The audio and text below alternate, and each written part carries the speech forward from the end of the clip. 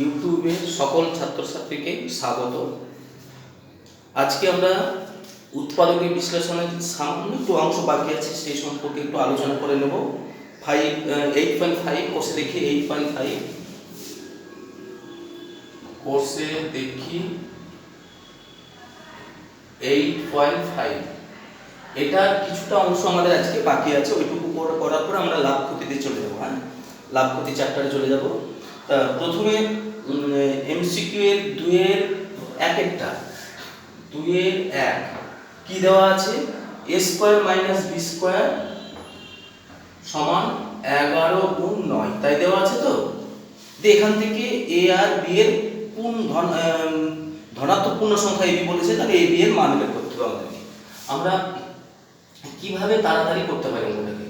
আচ্ছা, a square minus b square সমান, আচ্ছা এটাকে আমরা দু রকম ভাবে করতে পারি। 11 মানে কত, 10 যোগ 1, আর 9 মানে কত, 10 বিয়োগ 1, কি তাই করতে পারি? তো এবার a plus b into a minus b, সূত্র কি, a square minus b square, তাই তো। আর এদিকে এটা যেমন ছিল থেকে গেল, a square minus b square যেমন ছিল থেকে গেল। এবার তুলনা করে a সমান কত বেরিয়ে আসছে, 10, b সমান কত, 1। সবাই বুঝতে পারলে? তাহলে অঙ্কটা কি করলাম আমরা, a square minus b square বাম দিকটা যেমন ছিল তেমনই রেখে দিলাম, ডান দিকটা 11 গুণ 9 ছিল, 11টাকে আমরা 10 যোগ 1 আর 9টাকে 10 বিয়োগ 1 এ ভেঙে নিলাম, দিয়ে a square minus b square সূত্র ফেলে দিলাম, দিয়ে এবার দুই দিক থেকে তুলনা করে দিলাম। তাহলে a এর পজিশনে 10 আছে আর b এর পজিশনে কত আছে, 1 আছে। তাহলে তুলনা করে a এর মান পাবো 10 আর b এর মান কত পাবো আমরা, 1 পাবো। হয়ে গেল একের অঙ্কটা। দুয়েরটা খুব সহজ অঙ্ক, আমি একটু জাস্ট দেখিয়ে দিচ্ছি।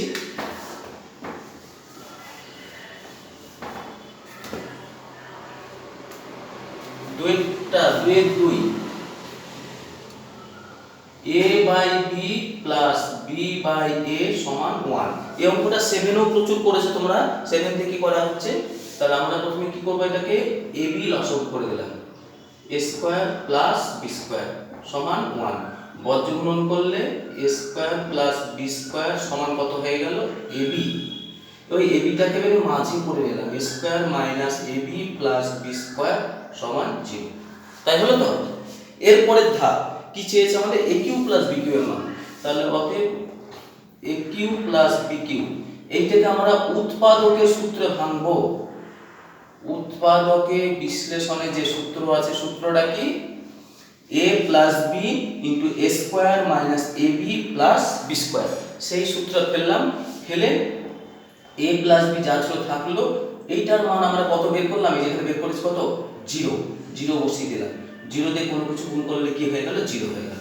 a cube plus b cube এর মানটা বেরিয়ে চলে আসলো। তাই দুইটা বুঝতে পারলে, প্রথমে এটাকে লসাগু করে সরল করলাম, পরে বজ্রগুণন করে একদিকে নিয়ে আসলাম, দিয়ে এবার a কিউ প্লাস b কিউটাকে আমরা উৎপাদকের বিশ্লেষণের সূত্রে ফেলে দিলাম, দিয়ে সেখানে এইটার মানটা 0 বসিয়ে দিলাম। 0 দিয়ে কোনো কিছু গুণ করলে কি হয়ে যায়, 0 হয়ে যায়। বাস a cube plus b cube সমান কত বেরিয়ে গেল, 0। এটা অ্যান্সার হয়ে গেল আমাদের।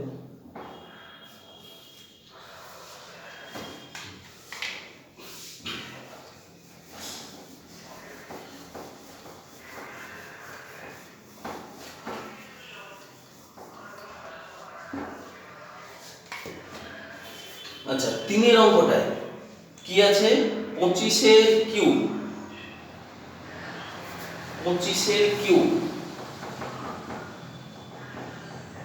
মাইনাস 75-এর কিউব প্লাস 50-এর cube plus 3 into 25 into 75 into 50 এই আছে তো অঙ্কটা আমরা। আচ্ছা, 25 মানে 25-এর হোল কিউব করে দিলাম। আচ্ছা, মাইনাস 75টাকে আমি মাইনাস 75 দিয়ে ব্র্যাকেটে দিয়ে কিউব দিতে পারি এটাকে, এটা 50-এর কিউব থেকে গেল, মাইনাস 3 ইন্টু 25 ইন্টু বি হলো মাইনাস 75 ইন্টু সি হলো 50। সূত্র কি চলে আসছে দেখো, a cube plus b cube plus c cube minus 3ab c। সূত্রটা কি, a plus b plus c into A square plus B square plus C square minus A B minus B C minus C A. আচ্ছা, এই দিকটা কোনো সরলের প্রয়োজন নাই। এটার মানটা কত?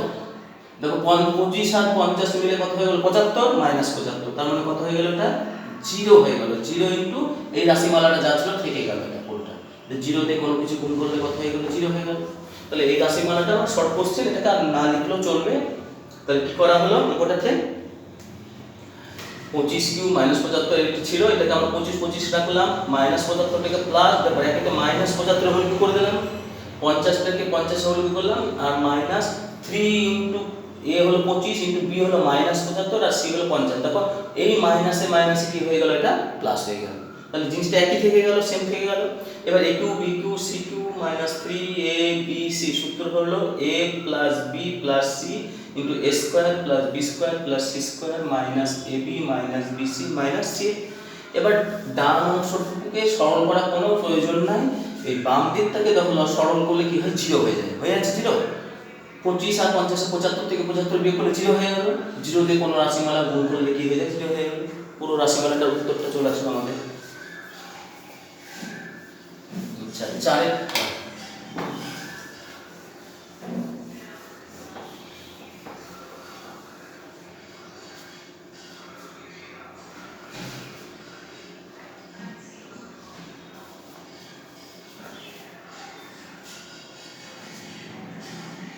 চারেরটা কি দেওয়া আছে?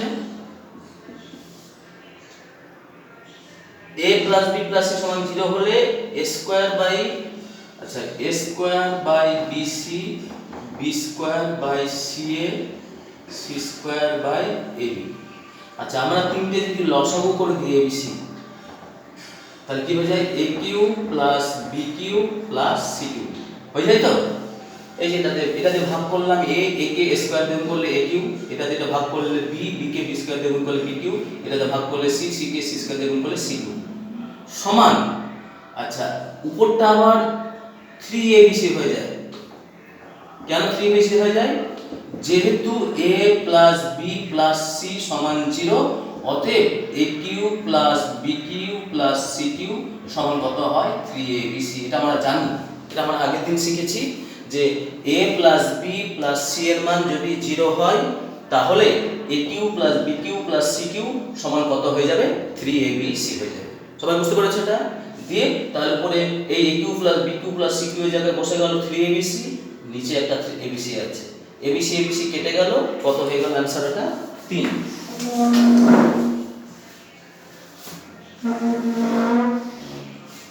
তাহলে এটার आंसर কত? এটা কেটে যাচ্ছে এই অংশটা, যে সমান কত চলে আসছে? 3। আবার বলছি, অঙ্কটাকে এটা সরল করলাম, অসম করলাম, করলে উপরে a cube plus b cube plus c cube হলো। এবার আমরা তো শিখেছি যে a plus b plus c সমান 0 হলে a cube plus b cube plus c cube এর মান কত হয়? 3abc হয়। সেই 3abc মানটাকে আমরা a cube plus b cube plus c cube এর জায়গায় বসিয়ে দিলাম, আর নিচে abc থেকে গেল, abc কেটে গেল, সমান কত হয়ে গেল? 3 হয়ে গেল এটা। আচ্ছা, 4 এর অঙ্কটা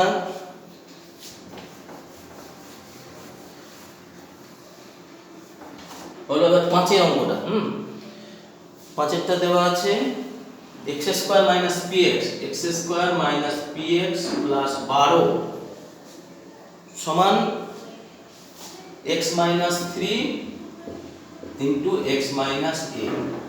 তাহলে এখান থেকে আমাদের a এর মান আর p এর মানটাকে বের করতে হবে। তাহলে কি করব? প্রথমে যেমন আছে রেখে দিলাম লেফট হ্যান্ডটাকে, লেফট হ্যান্ড কিছু করব না আমরা, রাইট হ্যান্ডটা গুণ করে দেব। x square minus ax minus 3x plus 3a, left hand যেমন আছে রেখে দিলাম, x স্কয়ার রাখলাম, এই দূর থেকে মাইনাস x কমন নিলাম, তাহলে a প্লাস 3 হলো, আর এই 3a থেকে গেল। এবার যেহেতু এটি অভেদ, এটা একটা কি? অভেদ, মানে বাম দিকের সঙ্গে ডান দিকের কোনো পার্থক্য নাই, সেহেতু যেহেতু চিহ্নটা অতএব, তাহলে তুলনা করলে কি পেয়ে যাব? p সমান কত হয়ে যাবে? a প্লাস 3 এবং 3a সমান কত হয়ে যাবে? 12। দেখো খেয়াল করে দেখো, ধ্রুবক পদ বাম দিকে 12 ডান দিকে 3a, তাহলে ধ্রুবক পদের সঙ্গে ধ্রুবক পদ সমান হয়। যখন একটা অভেদ থাকে, অভেদের নিয়ম হলো একই ধরনের সদৃশ পদগুলি সমান হয়। তাহলে এখানে x স্কয়ার আছে, x স্কয়ার আছে, আচ্ছা এখানে ধ্রুবক পদ 3a আছে, এদিকে ধ্রুবক পদ 12 আছে, তাহলে নিচে 3a সমান 12 হবে। আর এদিকে x এর সহগ কত আছে -p, আর এদিকে x এর সহগ -a+3, তাহলে নিচে p এর সঙ্গে a+3 সমান। দিয়ে এখানে আমরা এখান থেকে একটা a এর মান বের করে নিই, a সমান 12/3 মানে কত হয়ে গেল 4। এখানে আমরা বসিয়ে দিলাম 4 + 3 সমান কত হয়ে গেল 7। p এর মান পেয়ে গেলাম 7 আর a এর মান কত পেয়ে গেলাম 4। সবাই বুঝতে পারলে এটাকে? তাহলে অভেদের ক্ষেত্রে আমরা সেম সদৃশ পদগুলিকে, মানে লেফট হ্যান্ডের সদৃশ, রাইট হ্যান্ডের সদৃশ পদগুলোকে আমরা কি করব, তুলনা করে দেব। তুলনা করে দিয়ে আমরা p এর মান বা a এর মানগুলোকে আমরা বের করে দেব। আচ্ছা 3 এর সংক্ষিপ্ত উত্তর ভিত্তিক অঙ্ক। এবার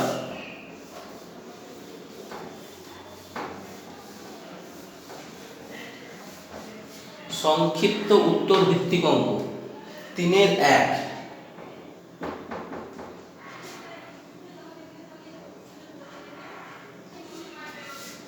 b square minus c square তার হোল কিউব, তারপর এটা আছে কত c square minus a square, c square minus a square তার হোল কিউব, তারপর এটা a square minus b square তার হোল কিউব।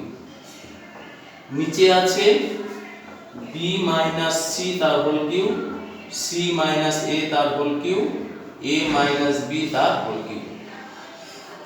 আচ্ছা এবার খেয়াল করে দেখো, আচ্ছা b square minus c square plus c square minus a square plus a square minus b square, এটার মান কত 0।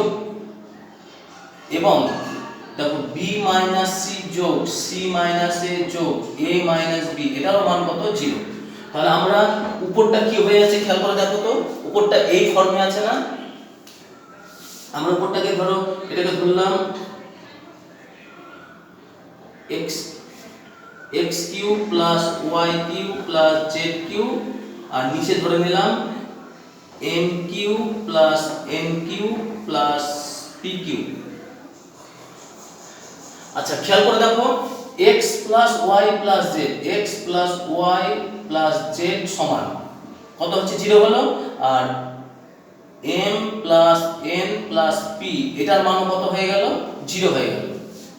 তাহলে আমরা কি লিখতে পারবো যে a cube plus b cube plus c cube এর মান যদি 0 হয় তাহলে কি হয় x cube plus y cube plus, না আমি ভুল বললাম, x plus y plus z এর মান যদি 0 হয় তাহলে x cube plus y cube plus z cube এর মানটা কত হয়ে যাবে 3xyz, তাই হয়ে যাবে তো। তাহলে আমাদের সমান কত হয়ে গেল 3xyz, আর নিচে কত হয়ে গেল 3mnp। দিয়ে আমরা মানগুলো বসিয়ে দিলাম। x এর মান কত b square minus c square, এটা c square minus a square, এটার মান হচ্ছে কত a square minus b square. নিচেও একই রকম ভাবে 3 ইনটু m এর মান কত b minus c, c minus a minus b বসিয়ে দিলাম। 3 3 কেটে গেল, উপরে a square minus b square সূত্র পেলাম b plus c b minus c, এটা c plus a c minus a, এটা a plus b a minus b, আর নিচে যেমন আছে থেকে গেল b minus c c minus a a minus b। দেখো b minus c b minus c কেটে গেল, c minus a c minus a কেটে গেল, a minus b minus b কেটে গেল, সমান কত হয়ে গেল b plus c c plus a a plus b। আচ্ছা আমি অঙ্কটাকে পুরো ডিটেইলসে লিখলাম, লিখে বললাম আমরা যখন অঙ্কটাকে পরীক্ষার সময় করতে যাবো, শর্ট কোশ্চেন করতে যাবে, এত ডিটেইলসে এত এই যে x y z m n p ধরে এটা না করলেও চলবে। তোমরা এখান থেকে সরাসরি এই লাইনটা চলে আসতে পারবে, কোনো অসুবিধা নেই। এখান থেকে এই লাইনটা চলে আসতে পারবে, যেহেতু এই উভয় ক্ষেত্রে উপরেও a plus b plus c সমান 0, নিচেও a plus b plus c সমান কত 0।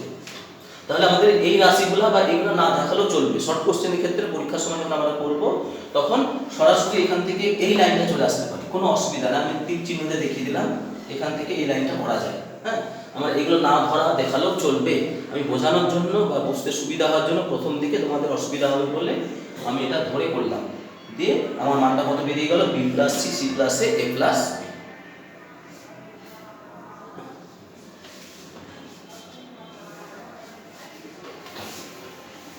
আচ্ছা 2 এর অঙ্কটা দেখো এবার।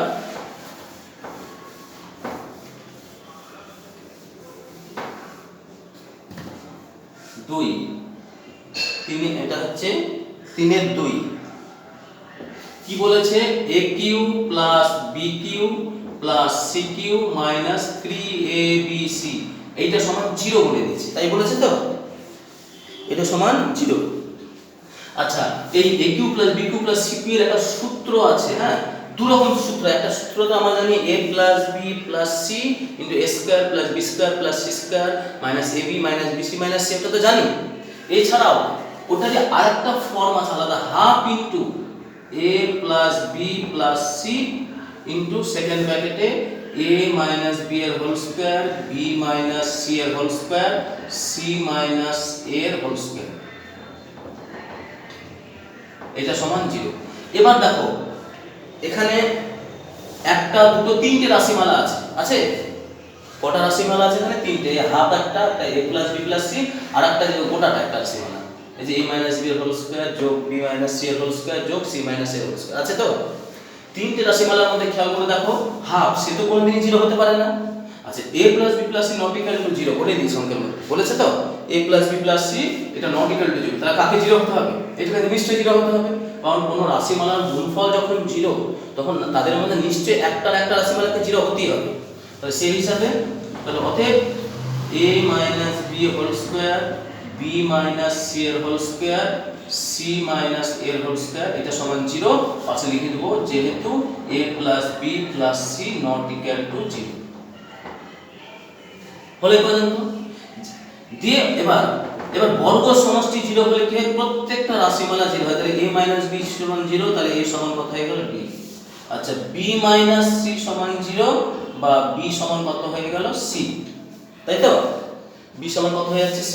তাহলে এই তিনটে সম্পর্ক থেকে কি লিখতে পাচ্ছি? a সমান b সমান কত? c। এটা লিখতে পারবো তো? তাহলে আমাদের a b c এর মধ্যে সম্পর্কটা পেয়ে গেলাম যে কি হলো a সমান b সমান c। আমরা আরেকবার বলছি a cube plus b cube plus c cube minus 3ab সমান 0 বলেছিল, সেটার এটাও একটা সূত্র আছে কিন্তু, হ্যাঁ এই সূত্রটা আমরা সাধারণত ব্যবহার করি না। ওই যে সূত্রটা আমরা জানি কি a plus b plus c into a square plus b square plus c square minus ab minus bc minus c একটা সূত্র আছে, ওইটারই একটা আলাদা ফর্ম। ওই একই সূত্রটাকে একটু ঘুরিয়ে ফিরে এটা করা যায়। সেখানে এটার মান 0 না বলে দিয়েছে, আর হাফ তো 0 হতেই পারে না, তাহলে এটার গুণফল আবার 0, তাহলে নিশ্চয়ই এই রাশিমালাটাকে কি হতে হবে? 0 হতে হবে। তাহলে অতএব এটা সমান 0। আচ্ছা যুক্তিটা লিখে দেব যেহেতু a plus b plus c not equal to 0, দিয়ে এখান থেকে এটা সমান 0 করে a সমান b পেয়ে গেলাম, আর এটা সমান 0 করে b সমান কত পেয়ে গেলাম? c পেয়ে গেলাম। দুটো সম্পর্ক থেকে তাহলে কি লিখতে পাচ্ছি? a সমান b সমান c। এটাই তো চেয়েছিল যে a b c এর মধ্যে সম্পর্কটা কি, তাহলে a b c এর সম্পর্কের মধ্যে সম্পর্কটা কি হলো? a সমান b সমান c।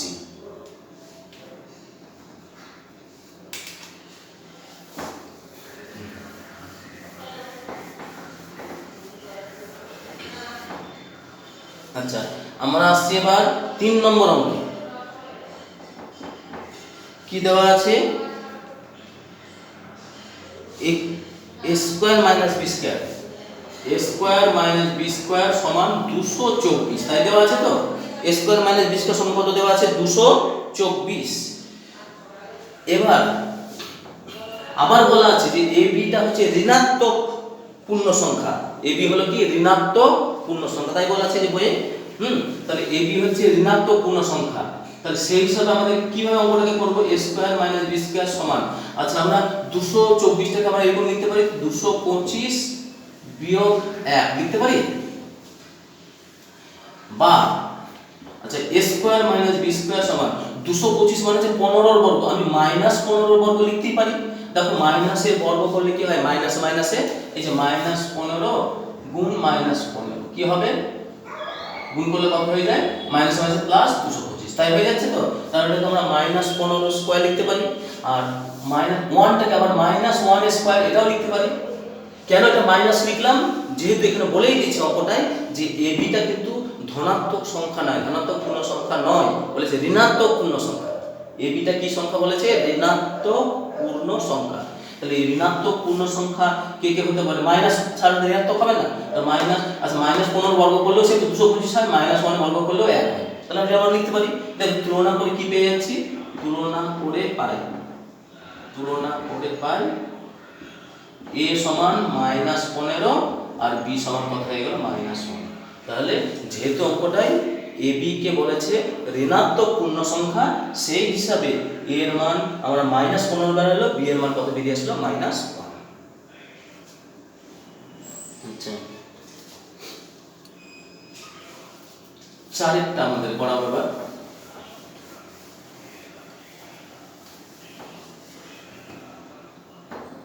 3/4 কি দেওয়া আছে? 3x সমান a plus b plus c হলে x minus a whole cube. আচ্ছা, x মাইনাস a তার whole cube, y minus b তার whole cube, z minus c তার whole cube minus 3 into x minus a y minus b z minus c। এই আছে তো? এটা খেয়াল করে লক্ষ্য করে দেখো, এটা যেটা a cube plus b cube plus c cube minus 3abc এই ফর্মে আছে। আছে তো? এটা কি ফর্মটা? a cube plus b cube plus c cube minus 3abc। এই ফর্মটা আমরা প্রচুর করেছি। সূত্রটা কি? যে a প্লাস b প্লাস, ও আমি একটু ভুল লিখেছি, হ্যাঁ সরি একটু ভুল লিখেছি, এটা x হবে, এটা এগুলো সব x, সবই x, আমি x y z করে ফেলেছি, এটা ভুল লিখে ফেলেছি, এটা x। আচ্ছা, এটা আছে কত? x মাইনাস c, আচ্ছা ইনটু a স্কয়ার, তারপরে b square c square minus ab minus bc minus ca। এই আছে তো? এবার লক্ষ্য করে দেখো, এই অংশটার কিন্তু কোনো সরলের প্রয়োজন নাই আমাদের, শর্ট কোশ্চেন যেহেতু করছি। এই অংশটা শুধু জাস্ট ফর্মটা লিখে রাখলাম, যে a plus b plus c into a square plus b square plus c square minus ab minus bc minus c। Just এই ফর্মটাকে লিখে রাখলাম। এই অংশটার কোনো ক্যালকুলেশনের প্রয়োজন নাই বা সরল করার প্রয়োজন নাই, আমরা এই অংশটা নিয়ে কাজ করব। খেয়াল করে দেখো, x মানে কত হয়? 3x হয়।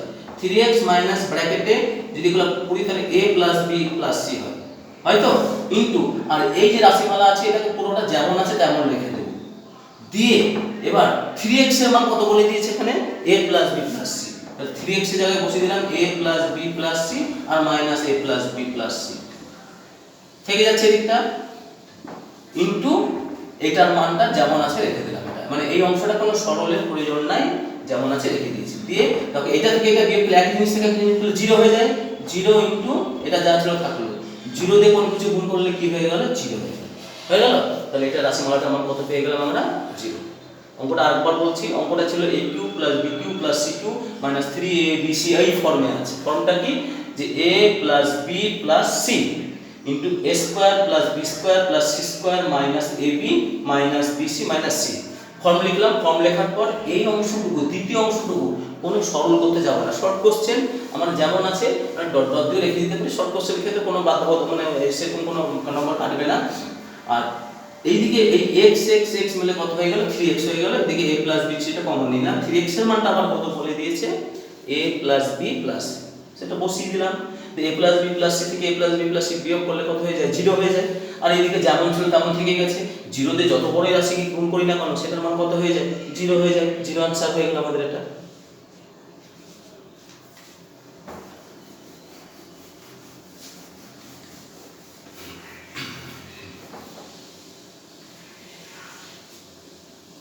আচ্ছা, শেষ অঙ্ক আমাদের উৎপাদক বিশ্লেষণে 5 নম্বর অঙ্কটা দেখো কি আছে?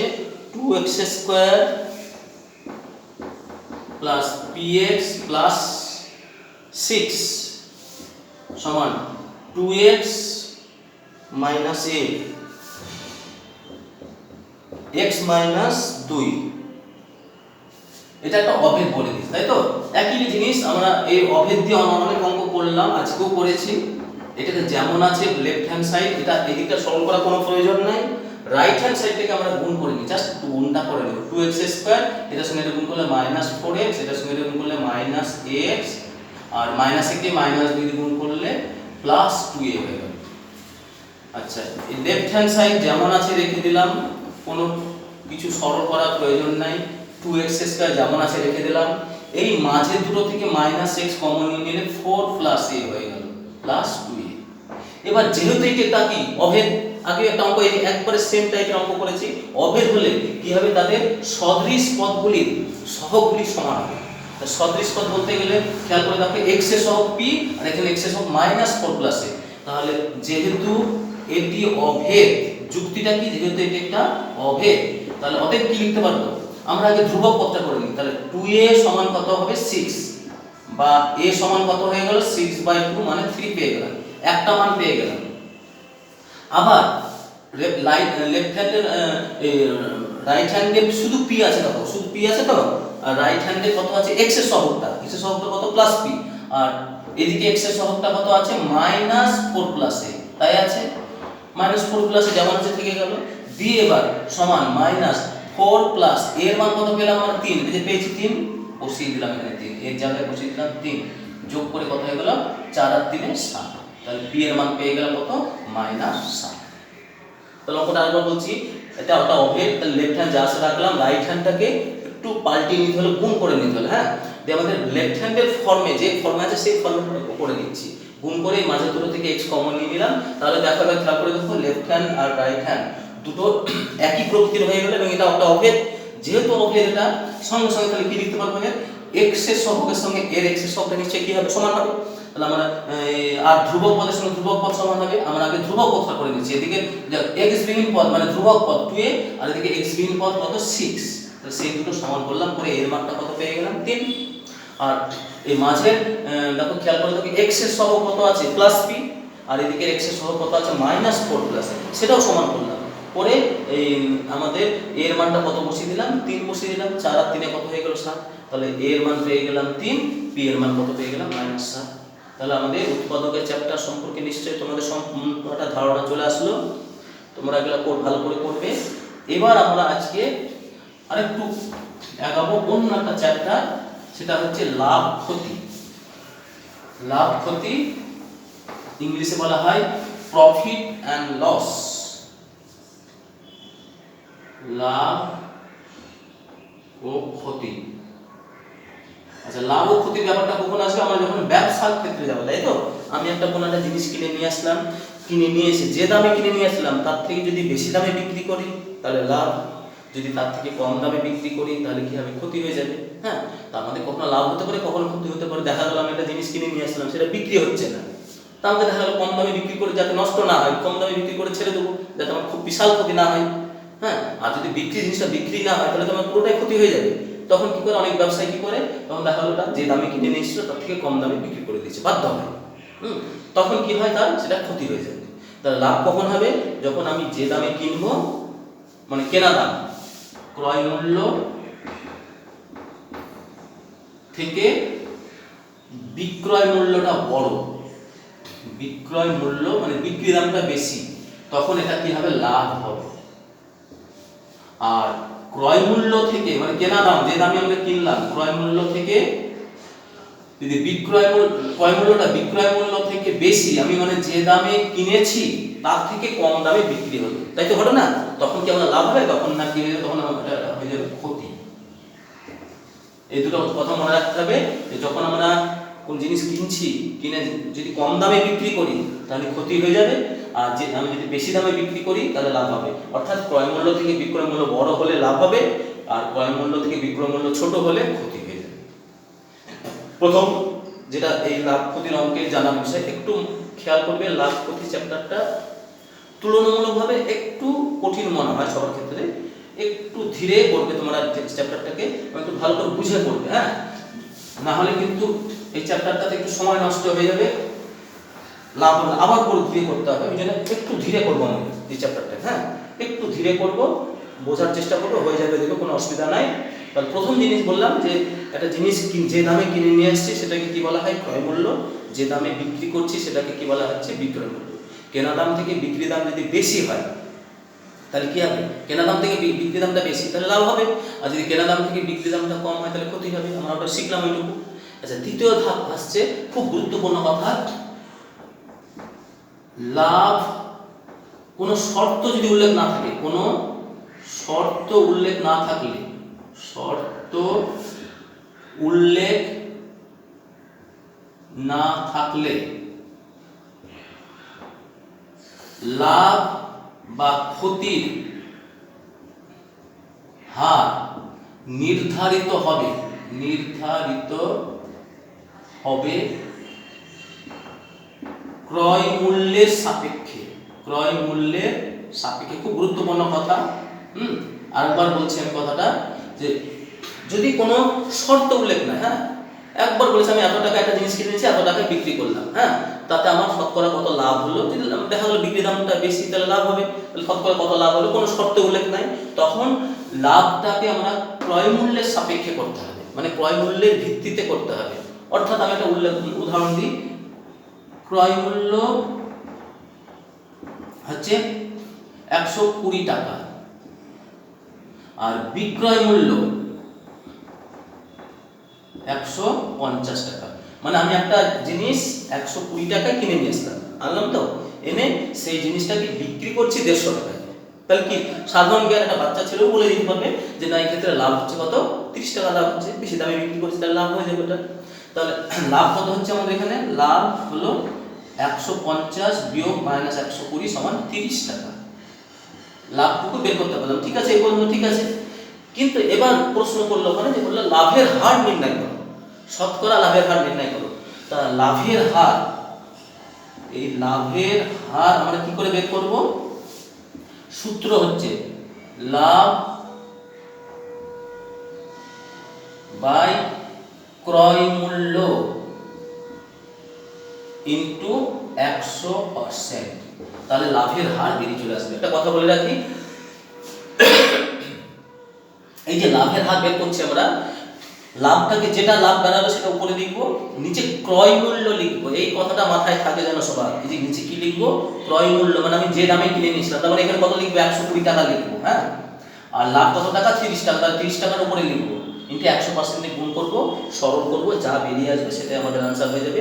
এবং এটা বলে রাখি এখানে, যে এই যে এখানে কোনো শর্ত উল্লেখ, আমি যে প্রশ্নটা করেছিলাম সেখানে কিন্তু কোনো শর্ত ছিল না, কিন্তু শুধু লাভের হারটা চেয়েছিল, হ্যাঁ, শতকরা লাভের হার।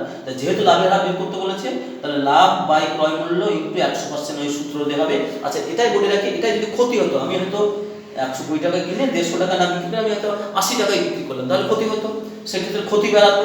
সেক্ষেত্রে কিন্তু লাভের হার লিখতে হতো, তখন হতো ক্ষতির হার, একই সূত্র, তখন ক্ষতি বাই ক্রয় মূল্য ইন্টু 100%। তাহলে কোনো শর্ত উল্লেখ না থাকলে লাভ হোক বা ক্ষতি হোক, তার হার বের করবো কোনটার সাপেক্ষে? ক্রয় মূল্যের সাপেক্ষে, মানে যে দামটা আমরা কিনেছি সেই দামের সাপেক্ষে, বিক্রি দামের সাপেক্ষে না কিন্তু, হ্যাঁ, এটা খেয়াল থাকে যেন সবার। যেমন এই ক্ষেত্রে কত হবে? এটা 30 বাই কেনা দাম 120 ইন্টু 100%। 30 দিয়ে কেটে গেলে 4 দিয়ে কেটে গেলে 25, তার মানে কত পার্সেন্ট হয়ে গেল? 25%। তাহলে লাভের হার 25%। অর্থাৎ কেউ যদি 120 টাকায় একটা জিনিস কিনে নিয়ে এসে 150 টাকায় বিক্রি করে, তাহলে তার মোট লাভ 30 টাকা, কিন্তু লাভের হার কত পার্সেন্ট? 25%। লাভের হার মানে শতকরা লাভের হার, শতকরা লাভের হার মানে 100 টাকাতে তার কত লাভ হচ্ছে সেটা হিসাব করতে গেলে সেটা কত বেরিয়ে আসছে? 25%। এই টাইপেরই অঙ্ক হবে সব লাভ ক্ষতির অঙ্কে। লাভ ক্ষতির অঙ্কে লাভ হোক বা ক্ষতি হোক, তার হারের সূত্র কি? লাভ বাই ক্রয় মূল্য ইন্টু 100%, বা ক্ষতি হলে ক্ষতি বাই ক্রয় মূল্য ইন্টু 100%। একই রকম ভাবেই হবে, ক্ষতি বেরিয়ে আসবে। আর আরেকটা জিনিস বলে রাখি, যদি কোনো কারণে শর্ত উল্লেখ করে দেয়, তো বলে দিল যে আমি 120 টাকা একটা জিনিস কিনে 150 টাকায় বিক্রি করলাম, তাহলে বিক্রয় মূল্যের উপর লাভের হার নির্ণয় করো। বিক্রয় মূল্যের উপর লাভের হার নির্ণয় করো। বিক্রয় মানে এবার এখানে একটা শর্ত উল্লেখ করে দিল, কিন্তু মাথায় থাকতে জানো সবাই, কি উল্লেখ করে দিল? একটা শর্ত উল্লেখ করলো। কি শর্ত উল্লেখ করলো? যে বিক্রয় মূল্যের উপর লাভের হার নির্ণয় করো। সেক্ষেত্রে নিচে কিন্তু আমরা ক্রয় মূল্য লিখবো না, তখন কি লিখবো? বিক্রয় মূল্য। যদি শর্তটা উল্লেখ থাকে, এটা মাথায় রাখতে হবে সবার, কিন্তু বলে দিলাম। খুবই গুরুত্বপূর্ণ কথা বললাম কিন্তু। তাহলে লাভ হোক ক্ষতি হোক, যদি শর্ত উল্লেখ না থাকে তাহলে নিচে ক্রয় মূল্য হবে। আর যদি শর্ত বলে দিল না বিক্রয় মূল্যের উপর লাভের হার নির্ণয় করো, তখন বিক্রয় মূল্যটাকে আমার কোথায় লিখতে হবে? এই ক্রয় মূল্য না লিখে নিচে হবে বিক্রয় মূল্য। ক্ষতির ক্ষেত্রে একই রকম ভাবে ক্ষতি বাই ক্রয় মূল্য ইন্টু 100% করে আমরা এটাকে বের করে দেবো, একই প্রসেসে বেরিয়ে যাবে। তাহলে লাভ ক্ষতির প্রথম অংশটুকু হলো আমাদের। আচ্ছা, আরেকটা জিনিস খুব গুরুত্বপূর্ণ কথা বলছি।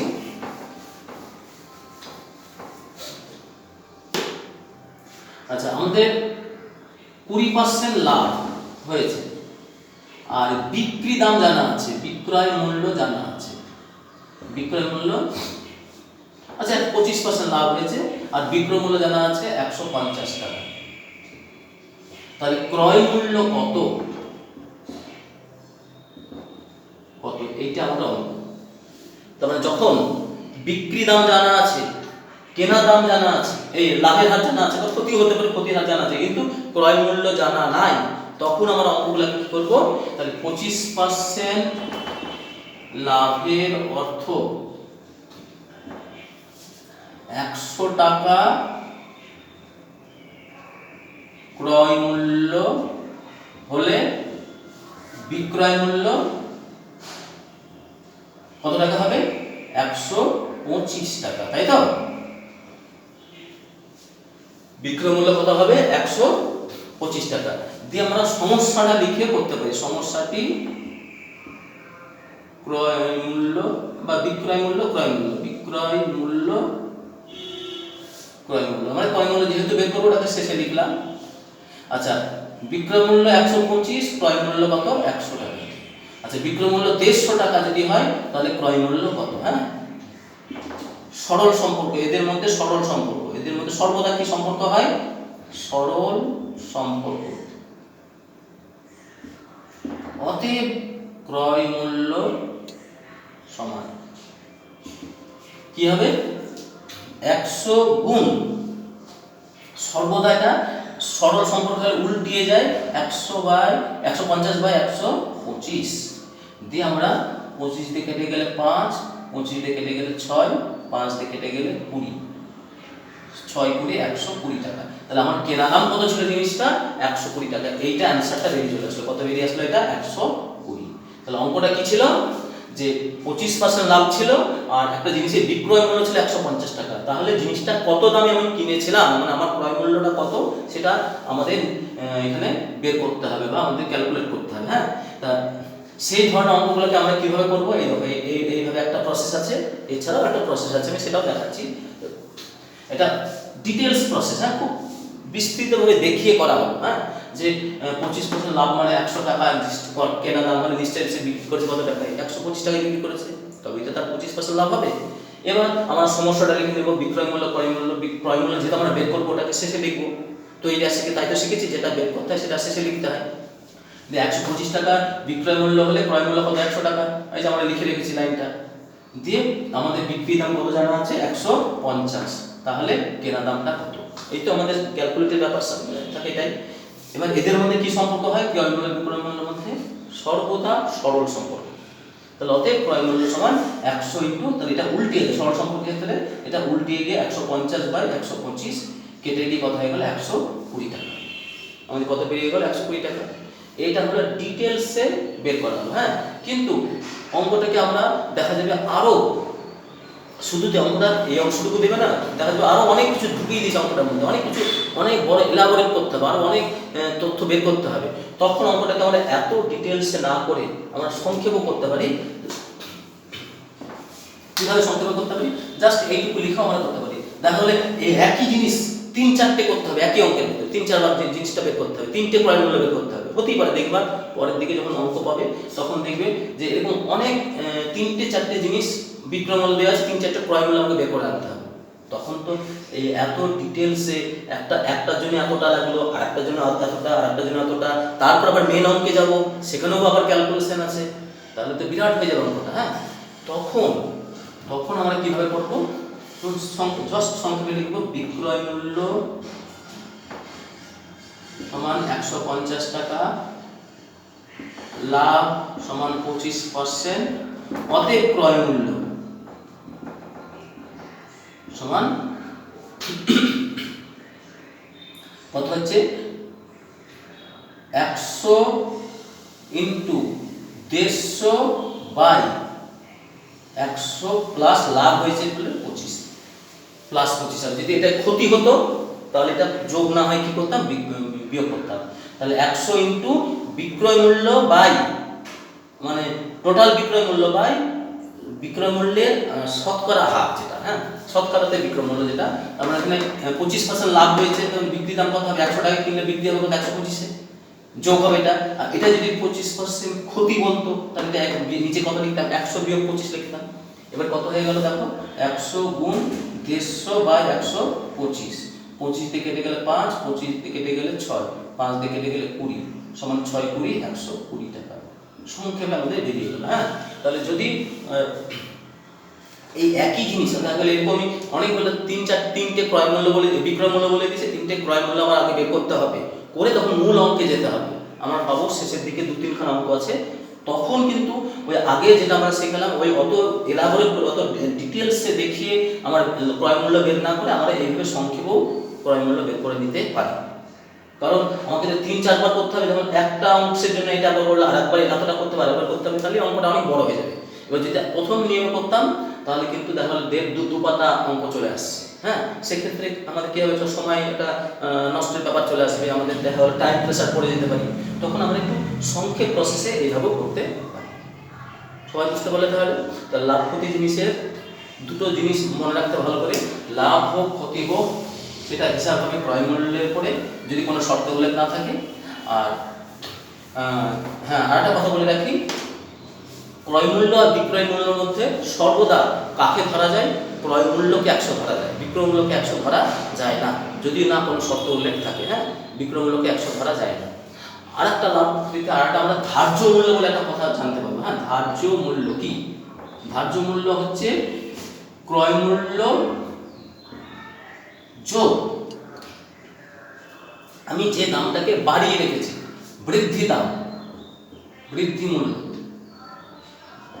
মানে আমি একটা জিনিস কি হয় ব্যাপারটা, এটা একটা মনস্তাত্ত্বিক ব্যাপার।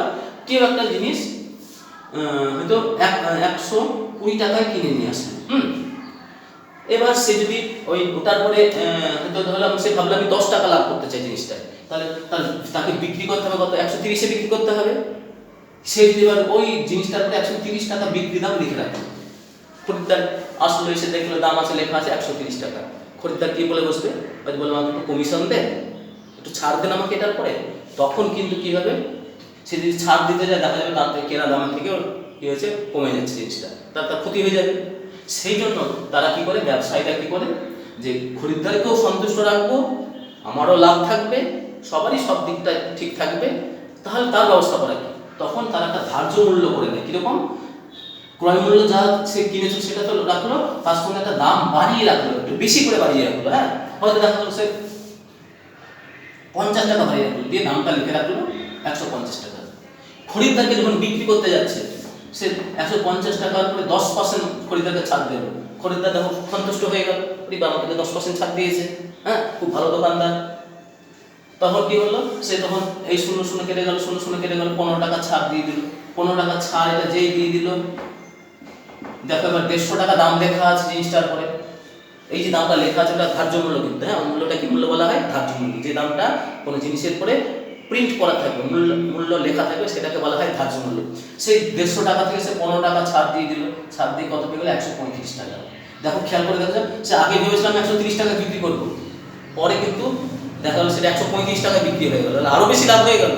খরিদ্দারকেও সন্তুষ্ট করা হবে, খরিদ্দার ভাবলাম আমি তো 10% ছাড় পেয়েছি, আমার বেশ ভালো দোকানদার, ছাড় দেয় দোকানটায়, হ্যাঁ আমি আবার পরে এবার যাবো। তা সেই ব্যাপারটা কি হচ্ছে, যে এই যে ধার্য মূল্য ব্যাপারটা তাহলে সেখান থেকে এসেছে, যে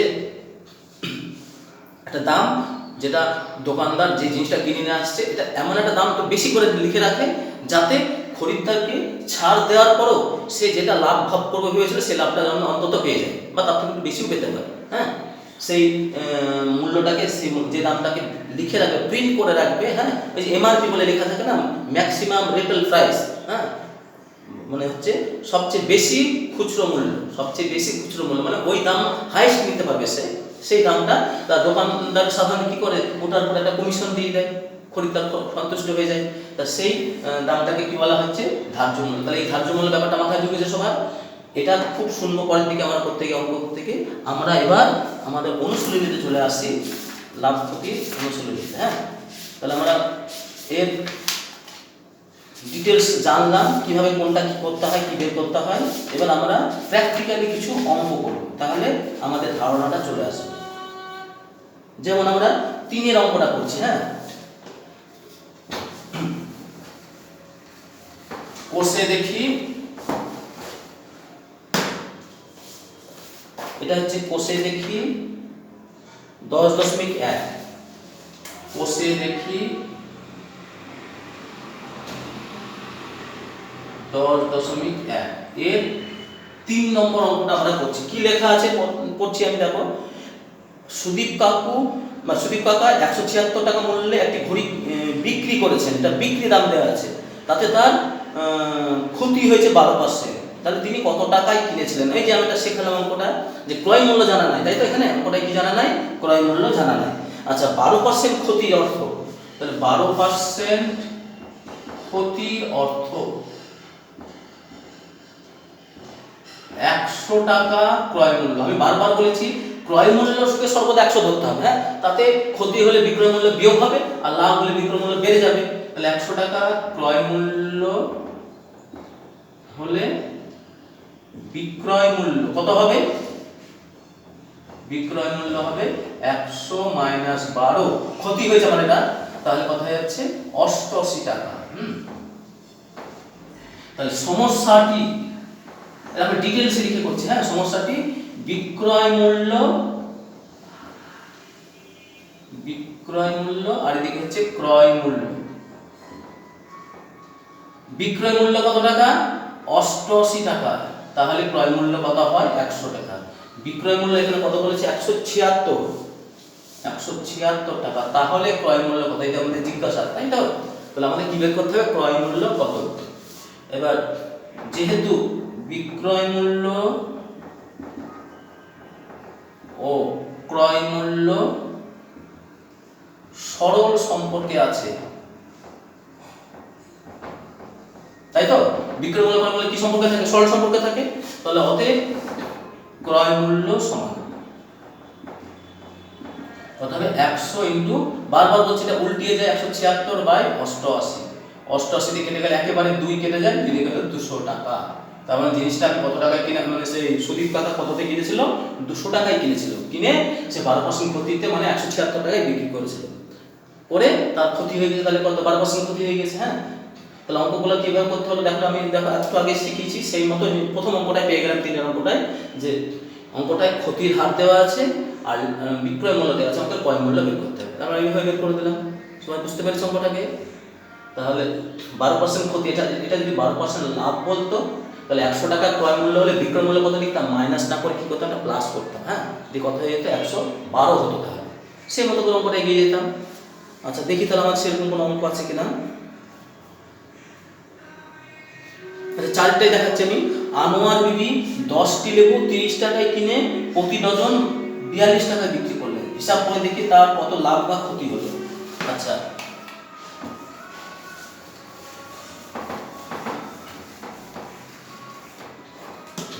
চারের অঙ্কটা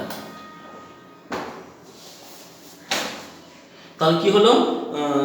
10টি লেবুর 30 টাকায় কিনেছে, তাহলে 10টি লেবু কিনে বিক্রি করছে কত টাকায়? 42 টাকায় বিক্রি করছে, হ্যাঁ। আচ্ছা, 12টি লেবুর বিক্রয় মূল্য, 12টি লেবুর বিক্রয় মূল্য 42 টাকা। কি এটা বলা আছে? এক ডজন 42 টাকায় বিক্রি করে। ভালো করে লেখা আছে, দেখো কথাটা পড়বে সবাই। কি লেখা আছে? যে প্রতি ডজন 42 টাকায় বিক্রি করে। ডজন মানে 12টা, এক ডজন মানে কতগুলো? 12টা। তাহলে 12টি লেবুর বিক্রয় মূল্য 42 টাকা। অতএব একটি লেবুর বিক্রয় মূল্য কত হবে? 42/12। অতএব 10টি লেবুর বিক্রয় মূল্য 42 গুণ 10/12। কি ক্যালকুলেশন বুঝতে পারছো সবাই? যে আমি 10টি লেবুর বিক্রি দাম, আমার কারণ 10টি লেবুর কেনা দাম জানি, সে তো 10টা লেবু কিনে নিয়ে এসেছিল, আর তাহলে বিক্রিতে সে 10টাই করতে পারবে, 12টা তার বিক্রি করতে পারবে না। কিন্তু ডজন হিসাবে সে বিক্রি করেছিল 42 টাকা ডজন। খরিদ্দার যে আসে তাকে বললাম আমি 42 টাকা ডজন বিক্রি করবো, তাদের 10টা কত দামে বিক্রি হচ্ছে সেটা হিসাব করে ক্যালকুলেশন করে সে বলে দেবে যে এই দামটা দিতে হবে। তাহলে সেই দামটা কত বের করছি আমরা, হ্যাঁ। 3 দিয়ে কেটে গেলে 4, 3 দিয়ে কেটে গেলে 3 14, আচ্ছা 2 দিয়ে কেটে গেলে 2 দিয়ে কেটে গেলে 7, 2 দিয়ে কেটে গেলে 5, তাহলে 5 7 35 টাকা। তাহলে সে কি ঘটনা ঘটলো, তাহলে ব্যাপারটা দেখো, সে 10খানা লেবু 30 টাকায় কিনে নিয়ে আসলো, বিক্রি করার সময় ডজন হিসাবে বিক্রি করলো 42 টাকা ডজন হিসাবে। সেই হিসাবে সে তো 10টাই কিনে নিয়ে এসছে লেবু, সে তার 12টা কিনে নিয়ে আসেনি। তাহলে তার বিক্রি দাম কত টাকা পাবে? 35 টাকা পাবে। খরিদ্দার তাকে কত টাকা দেবে? নিশ্চয়ই 35 টাকা দেবে। খরিদ্দার তার 42 টাকা দেবে না, কারণ তার কাছে তো 12টা লেবু না, তার কাছে তো 10টা লেবু আছে। তাহলে খরিদ্দার 10টা লেবুর দাম কত দিল? 35 টাকা দিল। সে কিন্তু সেই 35টা লেবু কিনে নিয়ে এসেছিল 30 টাকায়, বই বলাই আছে অঙ্কের মধ্যে। তাহলে লাভ সমান কত হলো? 35 টাকা মাইনাস 30 টাকা সমান 5 টাকা। লাভ হয়ে গেল কত টাকা? 5 টাকা। তাই হলো তো, যে লাভ 5 টাকা হয়ে গেল, অতএব লাভের হার সূত্র কি? লাভ বাই ক্রয় মূল্য ইন্টু 100%। যে লাভ হয়েছে কত টাকা? 5 টাকা। কেনা দাম তো তার 30 টাকা, আর 100% যা ছিল থাকলো, 0 0 কেটে গেল, 50-এর 3%, তার মানে 16 পূর্ণ 2-এর 3%। তাহলে আমিনা বিবির লাভের হার হয়ে গেল 16 পূর্ণ 2-এর 3%। তাহলে অঙ্কটাকে আমরা কিভাবে এগিয়ে গেলাম বুঝতে পারলে সবাই? যে আমিনা বিবি 10 টাকায় 30টা লেবু কিনে নিয়ে এসেছিল, সে এমনি পাইকারের কাছ থেকে বা কোনো যারা তৈরি করে তাদের কাছ থেকে কিনে নিয়ে এসেছিল। হ্যাঁ, আমি প্রসঙ্গে একটা কথা বলে রাখি, পাইকার কাকে বলা হয় বা পাইকারি ব্যবসা কি? পাইকার হচ্ছে যারা উৎপাদক, যারা তৈরি করছে, উৎপাদন করছে, তাদের কাছ থেকে সরাসরি কিনে নিয়ে আসবে, প্রচুর পরিমাণে একসঙ্গে কিনে নিয়ে আসবে, তখন তাদের কি বলবে? পাইকার বলা হবে। সে নিয়ে এসে কি করবে? খুচরো বিক্রেতা যাকে, তাকে বিক্রি করবে। খুচরো বিক্রেতা তখন খরিদ্দারকে নিয়ে গিয়ে বিক্রি করবে জিনিসগুলো। কারণ খরিদ্দার তো একসঙ্গে প্রচুর জিনিস তার প্রয়োজন নয়, অল্প অল্প জিনিস প্রয়োজন, তার বাড়ির সংসারে যেটুকু লাগবে সেটুকুই নিয়ে যাবে। তখন সেটাকে খুচরো বিক্রেতা বলা হয়। খুচরো বিক্রেতার কাছ থেকে খরিদ্দার কিনে নিয়ে আসবে। তাহলে দেখো 4 জন পেয়ে গেলাম এখানে। একজন উৎপাদক মানে যে তৈরি করলো, তারপর আসলো পাইকার যে প্রচুর জিনিস একসঙ্গে কিনে নিয়ে আসলো, নিচে কাকে বিক্রি করলো? সে পাইকার বিক্রি করলো এসে খুচরো বিক্রেতাকে। খুচরো বিক্রেতা তখন কি করলো? সেটা কিনে নিয়ে এসে তখন আবার লাভ করে সে খরিদ্দারকে বিক্রি করবে। খরিদ্দার তো সে তো নেবে অল্প অল্প নেবে, তার বাড়ির প্রয়োজন অনুপাতে, তার লোক সংখ্যার অনুপাতে, তার সামর্থ্য অনুযায়ী সে তো নেবে, সে তার বেশি বেশি নিতে পারবে না। তখন সে খুচরো বিক্রেতার কাছ থেকে কিনে, সে কিন্তু সরাসরি পাইকারের কাছে কিনতে যেতে পারবে না, কারণ পাইকার ও অল্প স্বল্প জিনিস বিক্রি করতে চাইবে না। বললো আমাকে আমার লেবু বললো 100টা লেবু নিতে হবে বা 200টা লেবু নিতে হবে, তবে আমি দেবো, বিক্রি করবো। সেটা কে কিনবে? তাহলে খুচরো বিক্রেতা কিনবে। তা অঙ্কটায় সেইখানে কি বলা আছে? যে একটা খুচরো বিক্রেতা, মানে সে তার নাম কি? আনোয়ারা বিবি সে 10 টাকায় 30টা লেবু কিনে নিয়ে এসেছে। হ্যাঁ, কিনে নিয়ে এসে বিক্রি করার সময় সে 12টি লেবু ডজন হিসেবে বিক্রি করলো, 42 টাকা ডজন। 1 ডজন মানে তো 12টা লেবু, নিশ্চয় 12টা লেবু সে বিক্রি করেছে 42 টাকায়। কিন্তু তার কাছে তো 12টা লেবু নাই, তার কাছে আছে 10টা লেবু আছে হাতে। তাহলে সে একটা লেবু কত দিয়ে বিক্রি করলো? 10টা লেবু কত দিয়ে বিক্রি করলো? কত পেয়ে গেলাম? 35 টাকা। তাহলে সে 30 টাকা দিয়ে সেই 10খানা লেবু কিনে নিয়ে এসে 35 টাকায় সেই লেবুগুলাকে বিক্রি করলো। তাহলে তার লাভ হলো কত টাকা? 5 টাকা। আমি বারবার বলেছি, লাভ হোক ক্ষতি হোক, যদি কোনো শর্ত উল্লেখ না থাকে, সবসময় নির্ধারিত হবে এই ক্রয় মূল্যের উপর। নিচে কি বসবে? ক্রয় মূল্য। ক্রয় হবে, হ্যাঁ, ক্রয় মূল্যের উপর। তখন লাভের হারের সূত্র লাভ বাই ক্রয় মূল্য ইন্টু 100% দিয়ে আমরা কত পেয়ে গেলাম? 16 পূর্ণ 2-3%। হ্যাঁ, সবাই বুঝতে পারলে অঙ্কটাকে? আমি আরেকটা আজকে একটা অঙ্ক করাচ্ছি, করে পরের দিন আরেকবার ডিটেলসে শেষ করবো। হ্যাঁ, একদিনে শেষ করতে করা যাবে না, কারণ আগে তো উৎপাদকগুলো করা হলো, আর খুব তাড়াহুড়ো করলেও আমাদের কি হয়? বুঝতে একটা অসুবিধা হবে। লাভ ক্ষতিটা একটু ধীরে করতে হবে। আচ্ছা, আমি 3-4 করে দিলাম। আচ্ছা,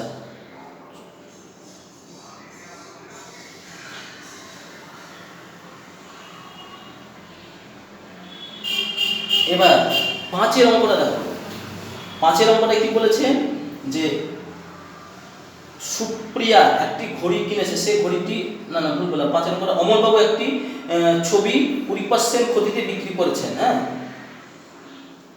তিনি যদি আরো 200 টাকা বেশি দামে বিক্রি করতে পারতেন তাহলে তার 5% লাভ হতো। তবে তিনি কত মূল্যে কিনেছিলেন? এই অঙ্কটা একটু অন্য টাইপের। 5 অঙ্কটা ধরি, এটা ছবি আছে তো, হ্যাঁ, ধরি ছবিটির ক্রয় মূল্য, মানে x ধরে অঙ্কটাকে করব তাহলে খুব ভালো হবে। ক্রয় মূল্য x টাকা, ছবিটার ক্রয় মূল্য কত টাকা? x টাকা। তার মানে অমল বাবু x টাকা দিয়ে ওই ছবিটা কিনে নিয়েছিল, দিয়ে 20% ক্ষতি দিয়ে বিক্রি করলো। তাহলে প্রথম ক্ষেত্রে ক্ষতি ক পার্সেন্ট হয়েছে? 20%। আর আমি বারবার বলছি, লাভ হোক ক্ষতি হোক সর্বদা ক্যালকুলেশন করতে হবে আমাদের কোনটার উপরে? কেনা দামের উপরে, হ্যাঁ, বিক্রি দামের উপর না। এটা খেয়াল করে যেন সবসময় কিসের উপর ক্রয়, এটা কি হয়, ক্যালকুলেশন হয় ক্রয় মূল্যের উপর। কারণ যদি শর্ত উল্লেখ না থাকে, যে কেটে গেল, এটা শূন্য কেটে গেল, 2 দিয়ে কেটে গেল 5, x/5 টাকা। কিন্তু তিনি যদি আরো 200 কত টাকা 200 টাকা বেশি দামে বিক্রি করতেন তাহলে তার 5% লাভ হতো। তাহলে দ্বিতীয় ক্ষেত্রে কত পার্সেন্ট লাভ? 5% লাভ। তাহলে দ্বিতীয় ক্ষেত্রে লাভ কত টাকা? ওই লাভ বা ক্ষতি সবসময় হচ্ছে কেনা দামের উপরই হয়। x * 5 এর 100 কেটে গেলে 20 হয়ে গেল, x/20 টাকা। তাহলে কি ঘটনা ঘটলো দেখো এবার। সে প্রথমে এত পার্সেন্ট ক্ষতি দিয়ে বিক্রি করে, মানে কত পার্সেন্ট? 20% ক্ষতি দিয়ে বিক্রি করে, তার ক্ষতি হয়ে গেল x/5 টাকা। কিন্তু সে যদি আরো 200 টাকা বেশি দাম পেত, মানে ছবিটা যে দাম পেয়েছিল, সে কত দাম পেয়েছিল আমরা জানি না, সেটা আমাদের বের করার ব্যাপার, আমাদেরকে বের করতে হবে সেটা। সে যদি আরো 200 টাকা দামে বিক্রি করতো তাহলে এই ক্ষতি তো হতোই না, বরঞ্চ ক্ষতি না হয় আবার এই লাভটা হতো। তার মাথায় ঢুকছে? 200 টাকার ভিতরে কি কি জিনিস আছে? নিশ্চয়ই 200 টাকার ভিতরে এই ক্ষতির টাকাটাও আছে, আবার লাভের টাকাটাও আছে। তো 200 টাকা বেশি দামে আগে যা দামে বিক্রি করেছিল তার থেকে যদি আরো 200 টাকা দামে বেশি দামে বিক্রি করে, তবে তো এই ক্ষতিটাও থাকবে না, হয়ে আবার এই লাভটা হবে। ঘটনাটা তো তাই তো। তাহলে দুটো, ওই 200 টাকার ভিতরে নিশ্চয়ই ক্ষতির টাকাটাও আছে, লাভের টাকাটাও আছে। তাহলে আমরা শর্তানুসারে কি লিখতে পারবো?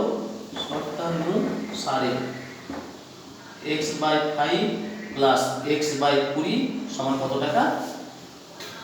200 টাকা। দিয়ে আমরা 20 লসাগু করলাম, 4x প্লাস x সমান 200, এদিকে 5x হয়ে গেল, আর এদিকে 200 গণিত 20 হয়ে গেল, বা x সমান 200 গণিত 20/5, 5 দিয়ে কেটে গেলে 4, 4 20 800 টাকা। তাহলে ছবিটির ক্রয় মূল্য কত টাকা হয়ে গেল? 800 টাকা। তাহলে অঙ্কটাতে দেখো, খেয়াল করে দেখো, কোনো বিক্রয় মূল্য দেয়া নাই, কোনো ক্রয় মূল্য দেয়া নাই। শুধু লাভ, একবার ক্ষতি বলা আছে, একবার লাভ বলা আছে, কত বেশি দামে বিক্রি করা আছে সেটা বলা আছে। সেই কারণে আমরা অঙ্কটাকে ক্রয় মূল্যটাকে কি ধরে নিলাম? x ধরে নিলাম। নিয়ে প্রথম ক্ষেত্রে তো তার ক্ষতি হচ্ছিল 20%, তার মানে x/5 টাকা ক্ষতি হয়ে গেল। আর দ্বিতীয় ক্ষেত্রে তার 5% লাভ হয়েছে, তার মানে x/20 টাকা লাভ হয়ে গেল। তাহলে কি ঘটনা ঘটলো দেখো, সে আগে যে দামে বিক্রি করেছিল তার থেকে যদি আরো 200 বেশি দামে বিক্রি করতো তাহলে তার এই ক্ষতিটা না হয়ে এই লাভটা হতো। কি তাই বলতে চেয়েছে তো? তাহলে এই ক্ষতিটা না হয়ে কি হতো? এই লাভটা হতো। তাহলে 200 টাকার ভিতরে কি আছে? এই ক্ষতির টাকাটাও আছে, আবার লাভের টাকাটাও আছে। 200 টাকা বেশি দামে বিক্রি করলে ক্ষতিটা পূরণ হয়ে তবে লাভটা হবে তো। তাহলে সেই জন্য ওই দুটোর যোগফলটা হবে কত টাকা? 200 টাকা। ওর এখান থেকে x সমান কত পেয়ে গেলাম? 800 টাকা। তার মানে ওই অমলবাবু ছবিটি কত টাকা দামে কিনেছিলেন? 800 টাকা দামে কিনেছিলেন। আমি আরেকটা অঙ্ক দিচ্ছি করে, শেষ অঙ্ক আজকে 6 নম্বর অঙ্ক।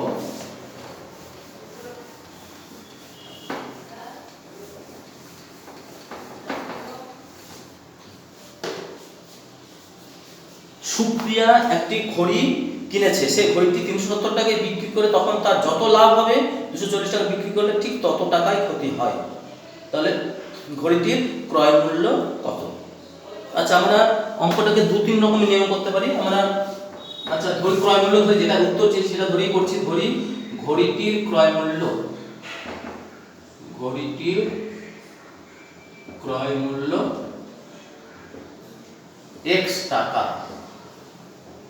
তার প্রথম কি হয়েছিল দেখো, 370 টাকায় বিক্রি করলে তার যত লাভ হয়, 370 টাকায় বিক্রি করে তার লাভ হয়েছে, তার মানে নিশ্চয়ই ওই 370 টাকাটা x টাকার থেকে বেশি, তবে তো তার লাভ হবে। তাহলে প্রথম ক্ষেত্রে লাভ, প্রথম ক্ষেত্রে লাভ কি হবে, 370 বিয়োগ x টাকা, কি তাই না? আর দ্বিতীয় ক্ষেত্রে ক্ষতি, আচ্ছা দ্বিতীয় ক্ষেত্রে কি হচ্ছে, 210 টাকায় যদি বিক্রি করে তার ঠিক সমপরিমাণ ক্ষতি হয়ে যাচ্ছে। 210 টাকায় বিক্রি করলে ক্ষতি হওয়া মানে কি, নিশ্চয়ই 210 টাকাটা নিশ্চয়ই এই x টাকা থেকে কম, তাই না? মানে কেনা দামটা থেকেও তো কম, 210 টাকা, তবেই তো ক্ষতি হবে। আমি যে দামে কিনে নিয়ে আসলাম তার থেকে যদি কম দামে বিক্রি করি তবেই তো আমার ক্ষতি। তো আমি কিনে নিয়ে এসেছিলাম x টাকায় আর বিক্রি করছি 210, তাহলে আমার ক্ষতি হয়ে গেল কত, x - 210 টাকা, x - 210 টাকা। শর্ত কি বলছে, যে প্রথমে যা লাভ হয়েছিল দ্বিতীয়বারে তত ক্ষতি হয়েছে, তাহলে নিশ্চয়ই এটার সঙ্গে এটা কি সমান। তাহলে শর্তানুসারে x - 210 সমান 370 মাইনাস x, কি তাই বলতে চেয়েছে তো, যে 210 টাকায় বিক্রি করলে তত ক্ষতি হচ্ছে, যা ক্ষতি হচ্ছে 370 টাকায় বিক্রি করলে ঠিক তত টাকাই লাভ হচ্ছে। তাহলে প্রথমের ক্ষেত্রে লাভ আর দ্বিতীয় ক্ষেত্রে ক্ষতি বের করলাম, দুটো জিনিস নিশ্চয়ই সমান হবে, সমানই তাই বলেছে এখানে। এখান থেকে আমরা x এর মান ক্যালকুলেট করব, 370 যোগ 210 যোগ করলে কত হয়ে গেল, 2x সমান কত হয়ে গেল, 580, বা x এর মান কত বেরিয়ে গেল, 580 কে 2 দিয়ে ভাগ করলাম 290 টাকা। অতএব ঘড়িটির ক্রয় মূল্য সমান 290 টাকা, এটাই আমাদের অ্যানসার। হ্যাঁ, তাহলে ঘড়িটির ক্রয় মূল্য কত হয়ে গেল, 290 টাকা। অঙ্কটাকে আমি আরেকবার বলছি।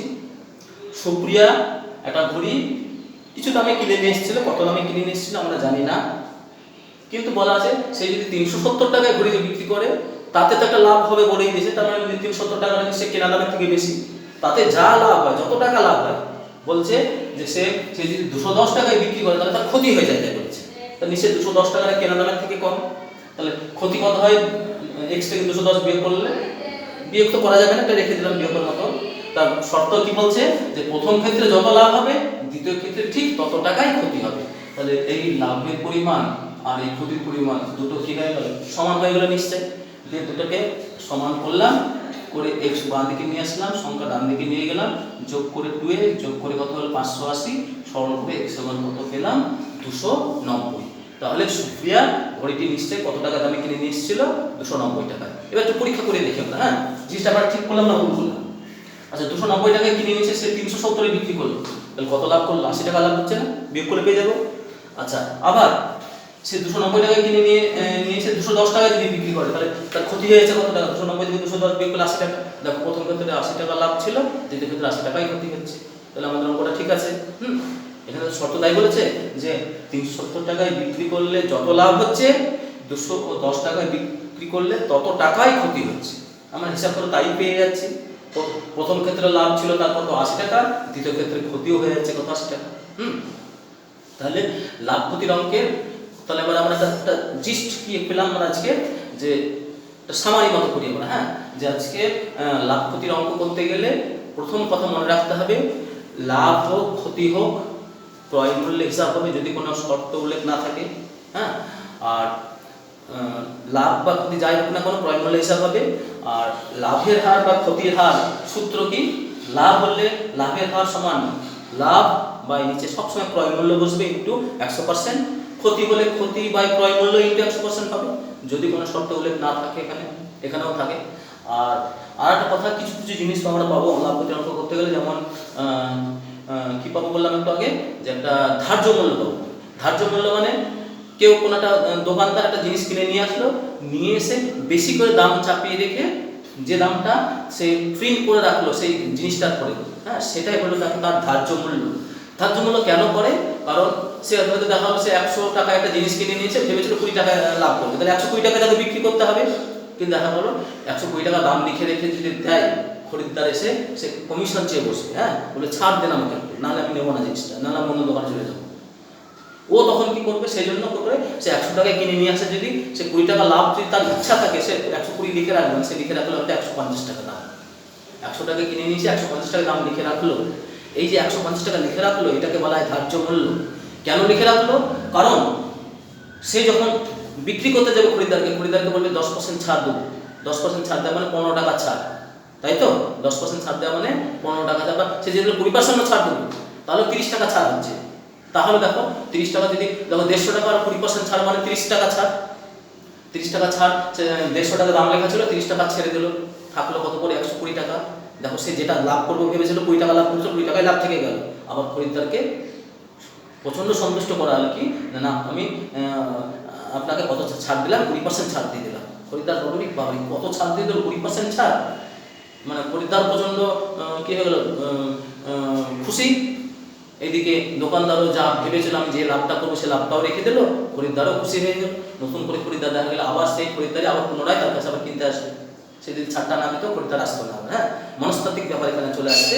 তা সেই হিসেবে একটা দাম কথাটা আসবে ধার্য মূল্য।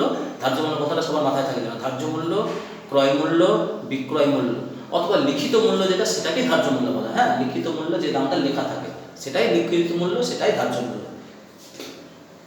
আর কয়েকটা কথা বলেছি যে 100 ধরা যাবে ক্রয় মূল্য, বিক্রয় মূল্যের মধ্যে সর্বদা 100 ধরা যাবে ক্রয় মূল্যকে, যদি কোনো শর্ত উল্লেখ না থাকে। আর যদি শর্ত বলে যে থাকা যায় হয়তো বিক্রয় মূল্যের উপর 20% লাভ, তখন কিন্তু বিক্রয় মূল্যকে 100 ধরতে হবে। যদি শর্ত উল্লেখটা থাকে যে বিক্রয় মূল্যের উপর 20% লাভ, আর যদি বলে শুধু বলে 20% লাভ, তাহলে ক্রয় মূল্যকেই 100 ধরতে হবে, দিয়ে বিক্রয় মূল্য কত হবে? 120 টাকা। এই জিনিসগুলো সব মনে রাখতে হবে, তাহলে কিন্তু লাভ ক্ষতির অঙ্ক খুব একটা জটিল হয় না। কিন্তু তবুও বলছে একটু সবাই একটু সিনসিয়ার থাকতে হবে। হ্যাঁ, লাভ ক্ষতির অঙ্কে, কারণ এটাতে একটু সময় দিয়ে করবে, একটু ধীরে করবে, তাহলে দেখবে যে এখান থেকে লাভ ক্ষতির অঙ্কের কোনো অসুবিধা হচ্ছে না। আর যদি একটু তাড়াহুড়ো করতে যাও বা না বুঝে করতে যাও, তাহলে কিন্তু লাভ ক্ষতি কিছুই শিখবে না। পরে আবার এটা কমপ্লিট হয়ে যাওয়ার পর মনে হবে আবার কিছুই হলো না আমাদের। হ্যাঁ, আরেকবার করতে হবে। ওই জন্য বারবার বলছি যে একটু ধীরে লাভ ক্ষতির চ্যাপ্টারটাকে আমি একটু ধীরে পড়াবো, বুঝে নিয়ে পড়বে সবাই। যে কথাগুলো বললাম সেগুলো মনে রাখবে, তাহলে দেখবে অঙ্কগুলো কোনো অসুবিধা হচ্ছে না। আমরা পরের দিন তাহলে আবার দেখা হচ্ছে তোমাদের সঙ্গে। পরের দিন আমাদের কি থাকছে, আবার লাভ ক্ষতি নিয়ে বাকি অঙ্কগুলো আমরা পড়বো। দেখবো অনেক বেশ মজার মজার কিছু অঙ্ক আছে, সেগুলো পড়বো পরের দিকে। তাহলে লাভ ক্ষতি সম্পর্কে আমাদের একটা কী হবে, সঠিক ধারণা আসবে, একটা কংক্রিট একটা ধারণা চলে আসবে, আমরা যেটা পরবর্তীকালে আমরা পরীক্ষায় বা এক্সামে আমরা সেটা প্রতিফলন করাতে পারবো। হ্যাঁ, সকলকে আরেকবার ধন্যবাদ জানিয়ে আজকের মতো আমি ক্লাস শেষ করছি।